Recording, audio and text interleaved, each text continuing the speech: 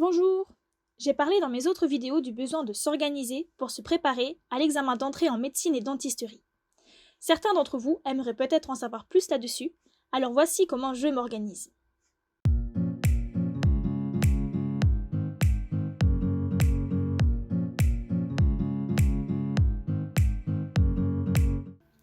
J'avais parlé dans l'épisode 3 du besoin de s'organiser, parfois sur un mois entier. C'est par là que je vais commencer. Je vais également traiter de l'organisation sur la semaine et de l'organisation au jour le jour. La première chose que je fais pour l'organisation sur un mois, c'est noter la liste des objectifs que je veux atteindre, soit d'ici un mois, soit sur une plus longue durée.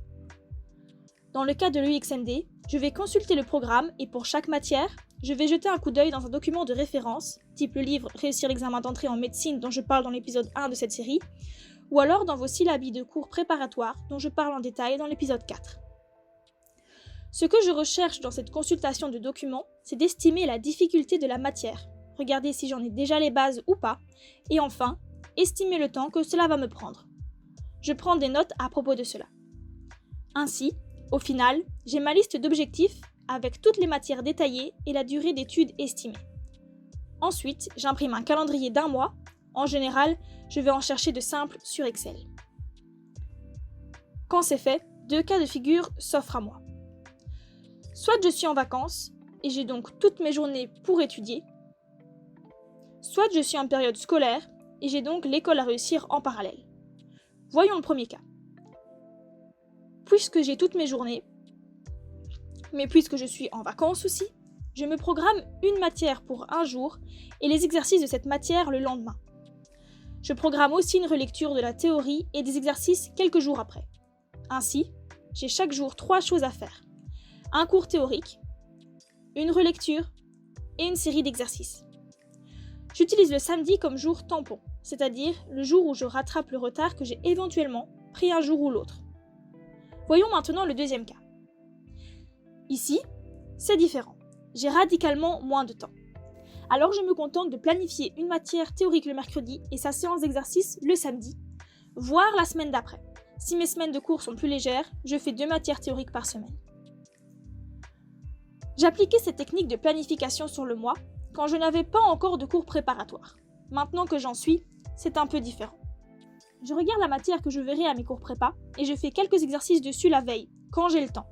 Sinon, je suis attentivement mes cours préparatoires et j'essaye d'étudier au fur et à mesure. Il est vrai que je prends du retard, j'ai du mal à suivre en parallèle, alors j'applique les conseils que j'ai donnés dans l'épisode 3 de cette série, que je vous mets en info. Pour retenir les formules de chimie, je fais des flashcards par exemple. Pour les exercices correspondant à ces formules, je les réalise en même temps que d'étudier pour mon interro de chimie sur le même sujet. Dans ce cas, il s'agit davantage d'une planification sur la semaine. Je me fixe un objectif pour la semaine, par exemple finir toute la page d'exercice sur un chapitre, et j'essaye de le remplir. Pour ça, je profite de l'une ou l'autre occasion. Parfois, je n'ai aucune opportunité au cours de la semaine, alors je reporte à la semaine suivante. C'est aussi simple que cela. Il est important de noter que je mets quand même des priorités. Si je me rends compte que j'ai du mal dans une matière, alors j'essayerai à tout prix de l'étudier au plus vite. Ainsi, j'aurai plus de chances dans le futur d'avoir d'autres occasions de relire cette matière. Et surtout, malgré le retard qui s'accumule, je garde espoir parce que je sais qu'une véritable semaine tampon va arriver et ce sera une de mes 2 semaines de vacances de Pâques. Maintenant, et c'est la dernière partie de cette vidéo, je vais vous parler de mon organisation au jour le jour. J'utilise différentes techniques. La première, c'est de simplement noter dans mon agenda tout ce que je dois faire avec des tirets. J'utilise parfois une petite variation quand j'ai besoin d'un peu plus de motivation. J'ajoute une colonne des choses à faire quand je suis en pause, c'est-à-dire écrire une vidéo pour YouTube, regarder un épisode d'une série, etc. Ainsi, vous avez des goals à atteindre aussi bien pour l'étude que pour la détente. La deuxième technique, je l'utilise quand je ne suis vraiment pas motivée. J'écris tout ce que je dois faire dans un planning plus ou moins strict.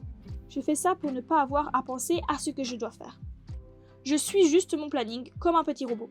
C'est un peu plus stressant, mais ça m'aide à réaliser que je procrastine trop dans les moments de démotivation. Il y a une troisième technique que j'utilise parfois quand je ne sais pas vraiment estimer le temps libre que j'aurai.